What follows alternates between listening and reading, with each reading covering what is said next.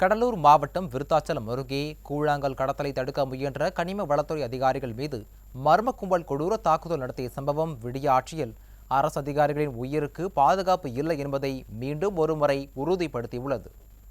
கொக்கம்பாளையம் கிராமத்தில் அனுமதியின்றி கூழாங்கல் எடுக்கப்பட்டு லாரிகளில் கடத்தப்படுவதாக தகவல் கிடைத்துள்ளது. இதையடுத்து விழுப்புரம் பறக்கும் படை கனிம வளத்துறை உதவி இயக்குநர் ராமஜெயம் தலைமையிலான அதிகாரிகள் சோதனையில் ஈடுபட்டிருந்தனர். அப்போது கூழாங்கல் கடத்தி வந்த லாரியை தடுத்து நிறுத்தி பறிமுதல் செய்தனர். இந்த நிலையில் மற்றொரு லாரியில் வந்த 15 பேர் கொண்ட கும்பல் கனிம வளத்துறை அதிகாரிகள் கார் மீது கல்வீசி தாக்குதல் நடத்தியதுடன் அதிகாரிகளை தாக்கியதுடன் செல்போன்கள் மற்றும் 9 சவரன் தங்கச்சங்கிலி ஆகியவற்றையும் பறித்து கொண்டு தப்பியுள்ளனர். இதில் காயமடைந்த உதவி இயக்குநர் ராமஜெயம் உள்ளிட்ட 4 பேரும் உளுந்தூர்பேட்டை அரசு மருத்துவமனையில் சிகிச்சை பெற்றனர். விடியா திமுக ஆட்சியில் கடமையை செவ்வனே செய்யும் அரசு அதிகாரிகள் உயிர் பயத்தில் வாழ்ந்து வருவதாக வேதனை தெரிவித்துள்ளனர். அந்த ஊர்லேருந்து ஒரு 10-15 பேர் சேர்ந்து தடியும் கம்பு எடுத்து எல்லா 4 பேர்த்தையும் போட்டு அடித்தாங்க.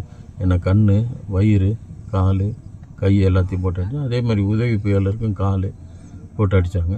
அது உதவி இயக்குனருக்கு வந்து கண் அடித்து கலங்கியிருக்கு ரத்தம். இதனிடையே தாக்குதல் சம்பவம் தொடர்பாக விருத்தாச்சலம் அடுத்த ஆலடி காவல் நிலையத்தில் கனிம வளத்துறை பறக்கும் படையினர் புகார் அளித்தனர். அதன் பேரில் இருளக்குறிச்சி அருகே உள்ள காட்டில் மறைத்து வைக்கப்பட்டிருந்த கூழாங்கற்கள் கடத்தி வந்த லாரியை போலீசார் பறிமுதல் செய்தனர்.